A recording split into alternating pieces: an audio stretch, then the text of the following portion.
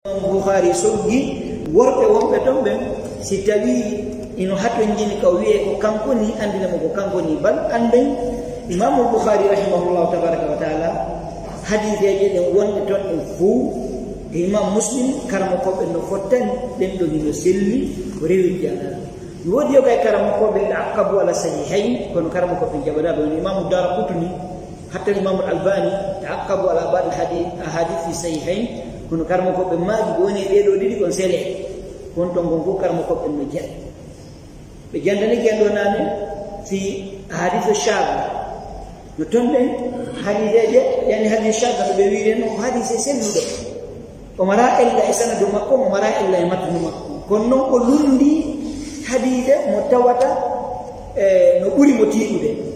o loƴiri sabu o lundi ɗuɗɗum tedde ɓeni mo shaga hare ko sabu ɗen no ka nder ton hadith mansuha kadi no ɗum hadiseje bortaɗe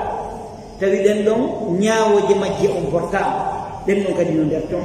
kono kanje fu kadi won sanadu majje on ene ɗo wani no tawa hiɓe selli kono sabu ko ɗe waɗa kono nas tawi ɓe borta hadise go ari borti ñaawore majje on ma sabu ko tawi hiɓe lundi hadise go ɓurɗe ɗe tiiɗude ɓe woni loɓɓe sabu ɗum si wona ɗum kala ko won ton kon fuu karmo koɓe maaji no jaɓini hino selli imam on ɓe fuɗɗori oɗo hadith ɓe maki haddathana Abdullah ibn Zubayr bal al-ilmu haddathana gandal ko yawi o wi'ilam o wi'i karma ko ɓe hadith ɓe maki man asnada laka faqad ahala wa man arsala faqad takaffal kala sogganɗoma yewtere nelaɗo o soggi tuugorgal ngal ha yewti nelaɗo hara o jonnima ka yiltoɗa andugol est on ma ko ɗum hino selli ka sellaɗo kala noon arɗo wi nelaɗo maki tun haray ko ma o yiyatama ko honno konko nelaɗo maki ni selli haray ko kanko fawtoto yiyatagol makko no ɗum selli haray kalmo koɓe ko maki lawla l isnadu la qala man sha'a ma sha'a si wonano ɗe tugorɗe haray ko dambete ɗon ɗo soggi ha ande nelaɗo maki hara mo bewi en ɗu nelaɗo maki mo bewi woleno ko faala ka diina kono noon nde tawno isnadu on no ton si goɗɗo wi nelaɗo maki o gitan asnid addu tugolgal ngal ka rewa ɗum ha nelaɗo maki ɗuɗon si ibnu sirin o wi ma kunna nasalu anil isnad falamma waqa'at al fitnatu qulna lahum sammu lana rijalakum wa yunzar ila ahli sunna wal jamaa fatu'khadhu ahadithum wa yunzar ila ahli al bid'ah faturaddu ahadithum o wi hari men landota ko mo wi nelaɗo maki men landota ko yo addu sanad hari men landota ko nde fitna on noon yanno ay nde fende seydna Ousmane ɓay sahindinama fitna on ko ɗon yani hande kadi Abdullah ibn Saba e ko nante ɗum naati watti wadde riwayaji fenade fena e hoore nelaɗo sallallahu alaihi wasallam ila ɗon ɓe wi mo wi nelaɗo maki o waɗay sanad o wiyay mi yeyatama kaari yeetikelam on yaari yeetikemo kaari yeetikemo ha wiye nelaɗo maki jokke ngol lawol ɗon ande siko gonga ko ɗum woni mustalahul hadith mo ɓeɗo ɗi janggani ko honno ɗum jokkirte ande gonga konko wi nelaɗo maki ko gonga waɗi imam Bukhari ɗum ɓe kamɓe ɓe soggande ɗo kadi hadith warɗo musnadan ɓe maki haddathana Abdullah ibn Zubayr al-Humaydi ɓe maki oɗo ɗe yeetike ko karamo ko maɓɓe ni kamɓe imam Bukhari woni haddathana Sufyan ko karamo ko Abdullah ibn Zubayr al-Humaydi karamo ko maɓɓe si ɓe yewtinani Sufyan haray no landi ko hombo e Sufyan ɓeɗe par ce que Sufyan Thawri ɗon Sufyan ibn Uyayna ko ɓe ɗo ɓuri lollude ɓeta Sufyanani ko hombo e maɓɓe noon fa par ce que on Sufyan ɗum ɓe wi ko Thawri kako ibn Uyayna ɗo ko fanda ko Sufyan ibn Uyayna kono no andorto noon ko Sufyan ibn Uyayna fandaɗo ɓaytani Sufyan ibn Uyayna karmo ko makko ko Humaydi karmo ko makko ko Sufyan imam Bukhari lam yalqa Thawri hakkunde makko e Thawri ko fanni o ɗiɗo no ton Sufyan ibn Thawri hakkunde makko ɗiɗo no ton oɗo ko fanaɗo ko Sufyan ibn Uyayna hakkunde maɓɓe kamɓe ɗo kon anniderta Sufyan Thawri no hekki Sufyan ibn Uyayna hakkunde Sufyan ibn Uyayna e Bukhari o goto ni hakkunde maɓɓe hakkunde makko Sufyan Thawri ɗiɗo no ton so filliki e kala ko makko addi tu Sufyan ibn Uyayna andu Sufyan andu ko fandi ko Uyayna ودو ودن دو سفيان بن عيينة وني المسعري وفانق ابن كدام وغيره أي إخوانا كم هم من فانق كد وغيره كرم بما دارون فانق سفيان الثوري بخلاف بين المحدثين عن قيس بن مسلم ونا قيس بن مسلم الجدلي من تابع أهل الكوفة هو كوفي عن طارق بن شهاب الأحمسي البجلي الكوفي يقول أنه رأى النبي صلى الله عليه وسلم ولكن لم يثبت له رواية عنه وعندما قالوا وينو نلا كنو في الله كنلا ينو طارق بن شهاب وينو نلا سو ينو نلا دار كون ها ونهار sahabat angka yono kono fillah kenelado sallallahu alaihi wasallam riwayat qala rajulun min al-yahud kan ko filli o wi wandema al-yahudan kejo wi anno de umar sinno al-yahudan kejo wi wandema ko kab ibn ahbar hari on tuma usliman ani kab silmun kab ahbar silmun kono fewndo o wi ani dum do sinno umar herona dal ke islam o wi amiral mu'minin wa ayyo horejo gommi ko sayyidina umar law anna alaina sidawno ko dew amen menen al yahudan kebbe nazalat jippino hadil aya o aya do ko mun non aya al yawma akmaltu lakum dinakum atmamtu alaykum ni'mati allah tabaraka wi al yawma hande akmaltu mitimmini lakum wanadum dinakum dinamum wa atmamtu mitimmini alaykum dum ni'mati nema waraditu mi welama lakum andon al-islam dinan o wiisi ko hore mabbe kambe o do ay ko jippi ko arafat dari arafat kabe yotti dina kan on fu ko non o do ay jippi hore ne qabla ahbar wi an sayyidina umar ado sinude o inni sitawno ko menen al yahud o do ay jippi no e mum lattakhadna dhalika al yawma ida min jogodo no de nyalande do idi kala nde hitane min timmini mi wada fe wero sabu ko do ay jippi ko sabu o do ay ko mawdo e hore mum onon julbe kon Allah subhanahu wa ta'ala ko timmini na kam e domu o timmini na nema makko e domu o declarane wonde mo o welama kadi dina kan l'islam e domu modi nema ko ado ay o yisi bo menen dum men kere yeno de do nyalande idi de hewti kiwo me wada idi e de nyalando min anniyoma de weltanaaji Allah tabaraka wa ta'ala woni no sayyidina Umar jari sayyidina Umar ma fa qala Umar inni la a'lam wa mimmi anni ayy yawmin nazalat hadhihi al-aya ko nyalande honde odo aya jippi nazalat odo aya jippi yawma arafa ko nyande arafa fi yawmi jumu'ati e nyande juma wa hari arafa dara de nyande gal ko juma idan ko mawni no hawto ni juma ko nyalande mawni arafa kan ittisi idan paya on jippike e nyalaadi didi maw e sa'i didi maw ko mawni kadi jippike di sa'i ko du wati o al yahuda hawi o nema do hore julbe ya lafto janno ko nema on tuma wi samiya sufyan min mis'al yani do wandi beta ko tadlis ko fala ittan ko wete ko yani wasmatu tadlis riwayat يعني سفيان يدلس ولا يدلس عن الثقات أنيو كنو وأن أنا نوجا عن سفيان المسعد يعني الآن أنا لا تقبل من مدلس إلا إذا سر بسماع ونون أدنى تسري بسماع سمع سفيان بن مسعري سمع سفيان بن مسعري سفيان ونمو حديثهم جنب مسعر ومسعر قيس مسعر كان نانو جونغو قيس وقيس طارق كان نانو جونغو يعني دو متيين بول وند ما سندوم مو حقيقت والله فس على عندك يونو اركن كارمو كو من فاني كون بي فيري وند ما الله سبحانه وتعالى تيمني دينك وتيمني نعمه يعني خلاف ما حقنا شراه الحديث معنى وبي ko timmini farillahi ko timmini nyawaje ko timmini kala ko harmi ko timmini kala ko dagi kala ko harmi hanya ne dandate ko ila nyande qur'ana ko jipade hande nyande harmi jipirda ko harmi ko ko hakkunde to kala ko dagi ko Allah riwide ko badorte Allah ko hakkunde to ne Allah wi al yawma akmaltu lakum dinakum wa atmamtu alaykum ni'mati ni'mati ben ko usuluddin yani kala ko yondiri finde kala ko yondiri aqida kala ko yondiri nyaawore dewal kene yanko kala ko yondiri aqida finde hon Allah rewite fokko mum tinni laabi fos hono garma ko ben fandi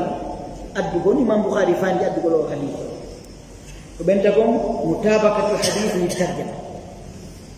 hadith on e tarjama makko honno di feppolirde yani ko be faala e hollude do Imam Bukhari ko wonde ma goddo kereyata ka dina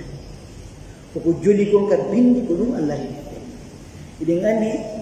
yimbe sunna ben ko dum be mariri ni yani yaqtasiruna في عبادات سواء كان عبادة قلبية أو عبادة بدنية يقتصرون على ما ورد في الكتاب والسنة لا يتعدون الكتاب والسنة كل رب نيدو كجوليكم undo e mawnude o aya do e nemaji mum fu baytu tindilado yo jubbe be wadu idi do wada dum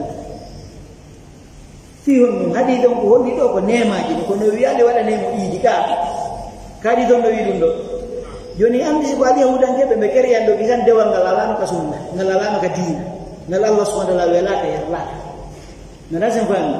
fami mo o wi ko wela ko islam jonno be do kisan be fani do kere gol dina ko ni dina ko ni wona kere irede watte ka der dina islam matala joni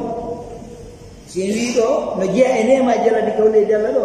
folnugol julbe ben hore hefel men nyande badru kubra rasatu badru kubra ka ko nen nyande diina kan hebi doole ko nen nyande julbe ben hetti teddunga mum keferamu loy se wiiro joni awa bay o nema Allah nemi ne kala ni nyande sappo e jeddi suuma e bay ko nen nyande rasatu badru kubra wa si hewti di enen julbe ben fofotte nga juulirde juule jangen beyde torode Allah weltano demmo ko julbe ben fulno ko nen nyande haren kere kan kere joni se wi joni awani nela sallallahu alaihi wasallam jibina joni nyande nela be jibina ne pelle ko welo welo nan jibbe be ka pasi ko nuru ala nu ko huda nela sallallahu alaihi wasallam joni wettono den Allah ditaali hewti be nyande nela be jibina o fotten ka juli be welo welo ko nela be jibina no joli ka sunna no joli e bindi no joli ka qur'an waɗo ɓe ɗum ɗon kereyde ɗaɓɓita daliluji kono ɗum ala e dina ala e sunna fe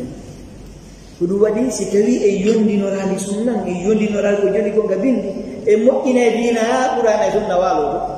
wala wittaba alhaqu ahwa'ahum la fasadati samawati wal ardu wa man fihim bal ataynahum bi dhikrin fahum an dhikrihim mu'ridun idan fala budda an na'tasila bil kitabi wa sunna an naqtasila bil kitabi wa sunna wa alla nata'addahuma Udu Allah subhanahu wa ta'ala Quran dan Sunnah. Nala sefahami udu Imam Bukhari ad-Dini. Nah, ini haddatsana Yahya ibn Bukayr wa Abdullah ibn Bukayr. Yahya ibn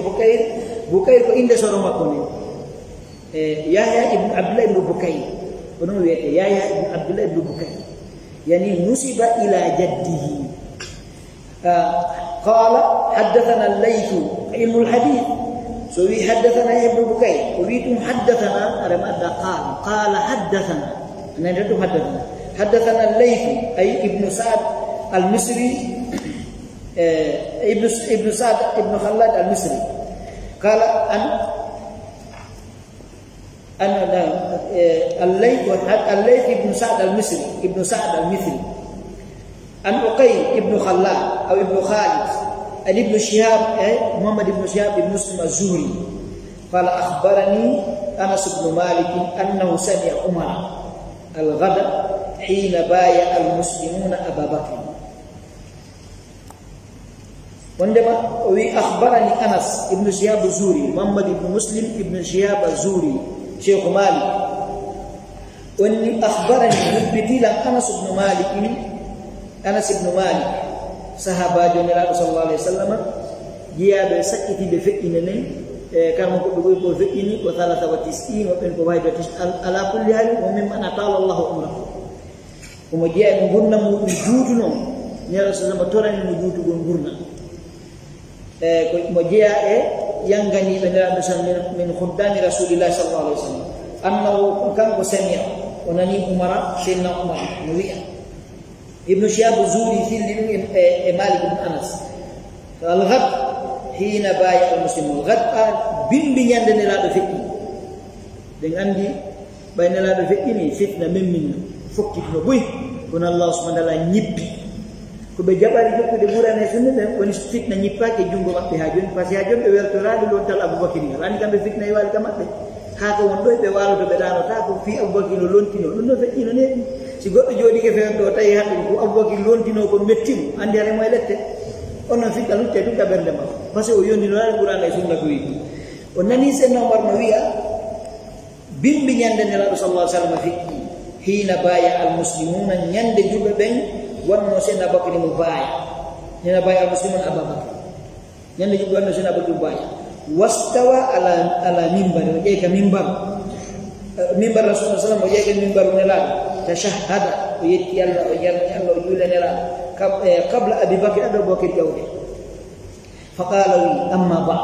ɓawo wadde tashahhudu makko fakhtara Allah li rasulihi sallallahu alaihi wasallam indahu wonde mo Allah suɓanike nelaɗo woni konka makko ala alladhi indakum e dow woni konka yani Allah faalama nelaɗo huɗɗon ka nemaji makko o serte probléme ji aduna wa hadha alkitabu o suɓani kon kadi nde deftere ɗo alladhi nden hada Allahu bihi nde Allah fewniri ɗum rasulakum nelaɗo mum fa khudu bihi jogide ko koni nde deftere tahtadu feewon wa innama hada Allahu bihi rasulahu andi ko ɗum Allah fewniri nelaɗo musidɗo junɗo tedduɗo ko Allah fewniri nelaɗo mum kon sa wi a feewirta ɗum ene ɗe heɗa kon heɓata feewal ko ka Qur'ana e ka sunna mum si tawi Qur'ana jantama sunna jantaka timore sunna o naatiri ɗon Allah nelaɗo Allah subhanahu wa ta'ala wi inna nahnu nazzalna dhikra wa inna lahu lahafizun sunna o naatoringa sinalmaki ala inni utitul qur'ana wa mithlahu ma'a ande mi jonnama qur'an sifa qur'an en andi min hay al ahkam qur'an e sunna koni tew ka ñaawo dan nelaɗo sallallahu alaihi wasallam Allah subhanahu wa ta'ala ko qur'an on fewniri enen kadi ko qur'an on fewnirte si woopi qur'an on hara en woopi peewal Allah wi lannode sotto saba qul in dalaltu fa innama adillu ala nafsi wa in ihtadaytu fa bima yuhi ilayya rabbi simi majji ko qur'an mi woopi kala woopuro qur'an o majji kala jaɓuɗo qur'an o yondinori qur'an o kereyata bid'a mo yondinoraɗe qur'an o kereya bid'aji ɗi o kereyay ko juulate o kereyay ko hoorete o kereyay ko jantete inde Allah o kereyay ko waɗete ziyaraji o kereyay iidije o kereyay bulu ala qasdi taqarrub ila Allah faandago ɓaɗogo ɗum Allahu tabaraka wa taala taw ma anzala Allah laha min sultan haala jippinanaɗi ɗum dani ko ɗum waɗi here fala budda yaktasib bi kitabi wa sunna so yi ka taarif ɓe wi on ala fahmi salafu salih yondinogo Qur'an e sunna ko ma on kayɗon o ala ta kono feƴƴunoɓe aranɓe ɓe faaminno Qur'an no ɓe yondinornomo ko noon no yondinortamo mi jonna exemple si goɗɗo keriɗo no inde Allah janton inna joni koyen waɗu kuruwa fotten ɗo mbawa alansara ma ɓaw fana ma ɓaw subaka ma leere woleere ma 10 heures aren ɗoɗe waɗen kuruwa waɗen taaba joɗɗinen julle hunden taabal ngal ɗon wallinen ɗo kaaje wen subhanallah hattimalaɓe temedere itten kaajum ko wallinen ɗa subhanallah pellet goɗɗo yatama ɗum ko bidda wigo subhanallah wa sabbihuhu bukratan wa asila ko min adicre ko jante ko inde Allah tabaraka taala kono ndin mbaadi ndin ɓe woni waɗirde ɗon on subhanallah on no ko bid'a kata joni noon kon ɗon ɓe dalilon ɓe ƴedde ɓe ɓurani ya alladina amanu udkuru la dicran kathiran wa sabbihu bukratan wa asila hadi dalil am الدليل العام لا يستدل به على الخاص بعد ko woni wadde ɗon dallinortaaki on aya ɗon ko dalil jantagol inde Allah ko ɗuuɗi ko dalil subbihinagol ko dalil waɗugol tahlil kono noon o dallinortaake mbaadi ndi ɓe woni waɗirde ɗum ɗon o dallinortaake fi hondo gondo yilde ka salafus salih est ce que salafus salih be subbi non Allah tabaraka wa taala est ce que be wari non la ilaha illallah est ce que ko non be rewi non Allah e din don ko be rewi de Allah din ba be wadno di ko duwadi fala budan hadha alqaid ala fani salafus salih si wana al-tun si wanali ko no wajete do joni hunde do jetta ya qur'an mo fala o dalle al-yawma yushaqiqu ar-rasula min ba'di ma tabayyana al-huda wa yattabi ghayra sabilil mu'minin yuwallihi ma tawalla wa nuslihi jahannama wa sa'at masira idan fala budda fahmu salafus salih adina be feddude ben kala dewal ngal wa'ada taw no ben on faami no ngal non e jungo nyalaado ko no wonda ngal wadi si a wadi ngal no ben do wadi lalinga sa ƴetti aya qur'an a dallinori hare on faamu ɗon ko ɗon nana sen faamodiri joni ko ɗum waɗi si en wi'i sahaba en hum rijal wa nahnu rijal qurunu mufaddala hum rijal wa nahnu rijal ko ɓe worɓe ɓe faamiray qur'an on no ɓe faamira no ɓe faalira o mano Allah faaminiri ɗo enen kadi ko en worɓe en faamiray qur'an on Allah faaminiri o hara dina boni Allah faya o fayta o suɓi ɓeɗo sahabaji takko nelaɗo ɓay tawi nelaɗo feƴƴi tawi ko ɓeɗo rondoto ka ɗo dina si en faami dina tawi nano ɓeɗo faamirno noon hara yalti ɓurano e sunna ko nana sen faami donc arten ɓawo seeɗa baya almuslimuna ababakar hunoke mo baya par ce que ɗo kadi ko toɓɓe nde julɓe ɓen duwa ande tawi fiye yeññatande fota ɓayna mawdu mum kono ɓayno joli ka haadi tawi julɓe ɓen fof fottan bani mubaya idan andi sen naati no seeda bani la sallallahu alaihi wasallam fekkini senna Abubakar senna Ali groupe warno wondi enela do fekkini parce que nela fekkini ga ton surre tay ansar yan ko be mo wondiri fi lontingo tay ko be joddiga Sa'd ibn Ubadah tay ko woni lonta senna Abu Ubadah bin Jarrah yeti senna Umar isan noddi Abu Bakar Abubakar iwi ɗon gisa ari par ce que fewdo on sayi ɗon ɗum ɗon ɓuri hittude wata julɓe ɓe lanco seydna Abubakar ari e seydna Umar e Abu Ubayda ɓe yehi kisan ka saydata bani Saqifa ɓe tawi oɗon en sahabaji Sa'd ibn Ubadah yewtide makko maga yimɓe ndaron kutubu siyar bidaw ni Ibn Kathir e ko wona ɓe poɗodiri ɗon ha Sa'd ibn Ubadah tigi ansari an ko be metayna kamɓe hande khilafa ha muhajirun hande seydna Abubakar wino ko seydna Umar lontoto seydna Umar wimi lontota ko hiɗa ɗo anta sahibu rasul o woli yani fadail ji e manaib ji seydna Abubakar hatay ko kanko duwa on tuma noon kamɓe ɗon ɓe waɗi mubaya ɓe nelani seydna Ali shi'a ɓen ɓe wiyay wonnema seydna Ali ko kaafa addina kalla wa hasha kalla wa hasha natahaddahu benulan sayyidina Ali ari baya Abubakar wadi mubaya yilti baytay nene Fatima tawi no bitti ko nelaɗo feƴƴini ko no sonji fe on say sayyidina Ali occupe nene Fatima tawi occupation makko fof ko war nene Fatima wara non ko juulake no ya ko ɗo waɗi ɓay nene Fatima feƴƴini ɓawo lebbi jeego warno waɗi mubaya ɗimmo ta'kida lil ula warno waɗi mubaya ɗimmo ta'kida lil ula si sonko ɓe no sonka ko sonkata donc haray on mubaya ɗum ko bittifaqul muslimin waɗani Abubakar mubaya kono mubaya ko alul hill al aqd ina won ko karamo ko ɓe e mawɓe ɓen e dirigeoɓe ko ɓen ɗon arata lanɗo on ɓe salminamo siko worɓe gorko e gorko ɓe salminamo ɓe waɗamo mubaya ala sam watta fil manshat wal makra wal athrati yani ko kala ko tawata lurray dina kam bonnay ka dina adde lurra hakkude jumbe ɓe waɗnay no mubaya wonnema ɓe waltoto hamura en kadiya idan hare ko raɓɓiɗi gonno siko debbo noon ɓe salmodirta ɗon ko ɓe wattu mubaya ka ɗengal amma so gorɓe ɓe salmodiray hare ko ni woni o feƴƴiri lontal Abubakar nga seeno warno ɗum ɗon en janti wondema nelaɗo on sallallahu alaihi wasallam ko fewniri Abubakar wonde ɗo deftere e oɗoɗen sunna na hatta ma badana kayfa yantahi wa ma badana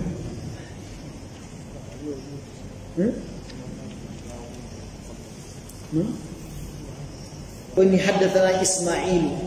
هو حدثني مالك عن عبد الله بن دينار أن عبد الله بن عمر كتب إلى عبد الملك بن مروان يبايعه وأقر لك بذلك بالسمع والطاعة على سنة وسنة رسوله فيما استطعت على سنة الله وسنة رسوله فيما استطعت وحقيقة لير من كمي علاقة من ولندون جانغو إنداري بياري ترتيبات di sini ada janggo yang bayar sekali saja bayar kami no kadi saja sapo syari jono kadi saja tak bawa no dolar yang timilai bikin kadi jamaah ada mau menyewel tani ke kota jabu mak wir nugal dari kau fikir ada infek ada indar kalau dengan ada janggo nasta'nif min huna mungkin ناخذ وقت من العصر نبدأ قبل المغرب